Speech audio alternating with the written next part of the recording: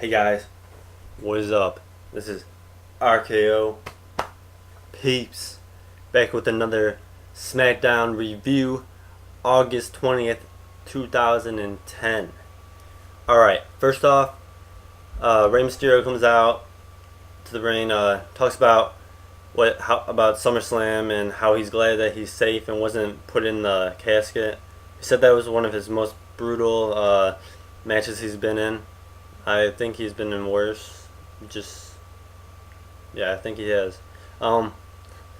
Then Alberto Del Rio came out, interrupted Rey Mysterio, and bragged about himself and how he's better than Rey Mysterio. Rey then attacked him and gave him a 619, and now this looks like a new, cool little feud. I still wish they would have kept the mask on Alberto instead of having him take it off and being a whole new person, sorta. But Alberto is making his debut.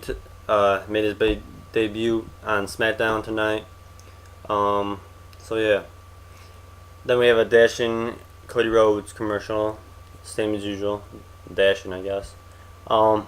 First match we have Kofi Kingston versus Dolph Ziggler in sort of a rematch, redo Intercontinental title match because of Nexus interfered at SummerSlam. Match was going good. That is until Vicky had to interfere and push Kofi off the top turnbuckle and then have Dolph Ziggler get DQ'd. You know what? I think Dolph Ziggler is way better than this.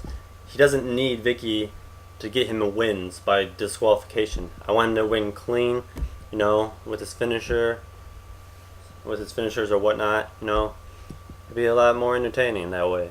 I'm sure a lot of you agree. Thumbs up. Anyways, so Ziggler won that match by DQ, but still has the Intercontinental title, which I'm glad. Looks like Kofi might be out for maybe a couple weeks. Who knows? But anyway, I don't really want to see Ziggler get wins like this. It's terrible. Next we have backstage, Lay Cool, concerned about what Teddy Long may do with them or to them, about their actions they took against Melina at SummerSlam. But Teddy never even said anything towards them at all the whole night.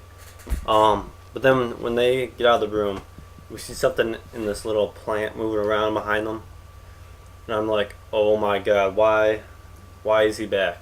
Like, I already knew right away. So Hornswoggle made his return, I guess, to SmackDown last night. Yeah, I don't know if I'm alright with that. But I'll talk about him later sometime. Backstage, Straight Society talking about how Punk just walked out on him and saying that walked out on him during the SummerSlam match. And Serena's like, but guys, he was just trying to teach us a lesson to work as a team, and blah blah blah, whatever.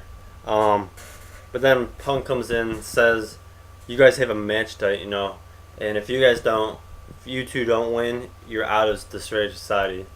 Which, of course, right when he said that, I'm like, they're gonna win. So they won that match, and we haven't even gotten to it yet.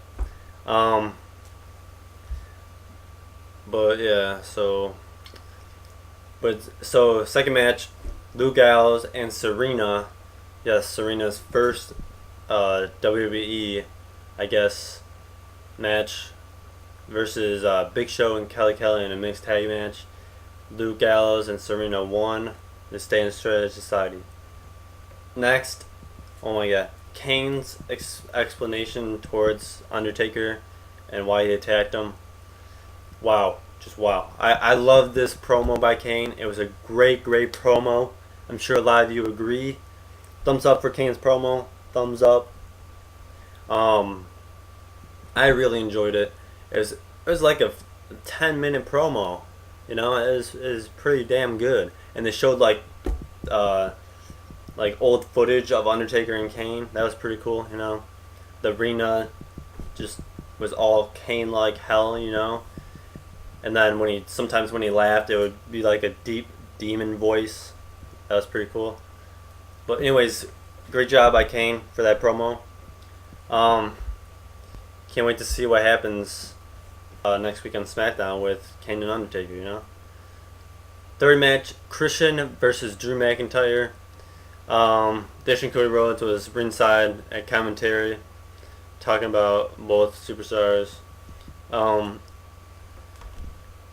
Christian gets the win, but then Rhodes and McIntyre attack Christian after the match, and then Matt Hardy tries to come in and save him, but Rhodes and McIntyre were just dominant against them.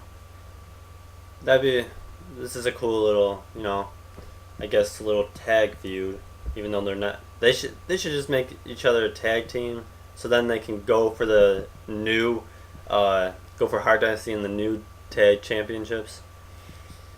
You know, like the dashing chosen ones.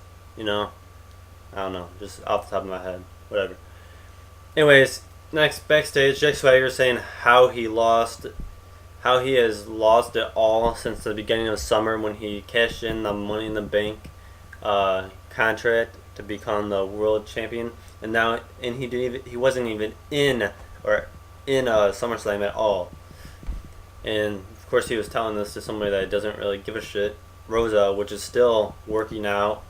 I don't get that still. It's really retarded the way she's just randomly backstage at Raw and SmackDown, just either jump roping or exercising for no reason. Hopefully this pays off, I guess, you know. I don't know. But anyways, MVP walks in the room and they talk back and forth about each other. And then they both agree to do a shootout. I didn't even know what that meant. Like right when he said that, it's like a shootout. I mean like hockey shootout or soccer shootout? You know, it's like what? But no, of course it's probably not even either of those. But we'll see next week, I guess. But if MVP loses, then Swagger gets to host a VIP lounge for 1 week. But if Swagger loses, he has to pick up the tab at MVP's house party, block party, which is probably fake. But anyway, so that's that. Backstage we have Teddy Long, and then Kane enters the room. Teddy Long says, "I'm sorry to say this, Undertaker, but I have to say it. I'm sorry to say this, Kane, but Undertaker next week will be returning to SmackDown." And then Kane's like, "Teddy, next week it's gonna be hell on earth on SmackDown." You know, that's pretty cool. So I'm really looking forward to next SmackDown with Undertaker returning and something hopefully happening between them. Now we have the main event, which is Alberto Del Rio versus Rey Mysterio. Alberto's entrance, he came out with a Rolls Royce, trying to show off and brag about how much money he's got and whatever. All those superstars have a shitload of money. They could all do that if they wanted, you know? It's like what? But anyways, this was actually a decent match, you know. I'm really interested to see this feud continue, you know. I'm glad to see Rey Mysterio out of the World Heavyweight Championship picture, even though everyone's going to be out of the World Heavyweight Championship picture now that Undertaker's returning. It's just going to be Undertaker and Kane the whole time for maybe a couple pay-per-views. But anyways, the main event, it was a pretty good match. The winner was Alberto Del Rio.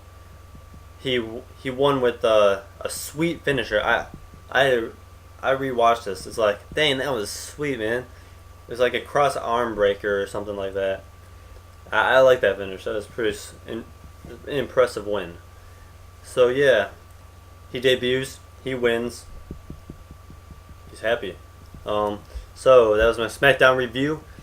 I have some news though. I'm not sure if I'm going to be able to do a Raw review this coming Raw because I'm going to be up north in Mackinac Island, Michigan, because that's my state. Be up in Mackinac, and I'm not even sure if I'm going to bring my laptop or not, and I don't even know if they have the USA Network. So I may or may not have a Raw review for you guys. I may just, when I come back, I may just do some thoughts and whatnot on what happened on Raw.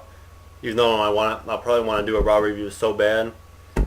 But yeah, so sorry guys, but I will see you guys sometime next week. See you then.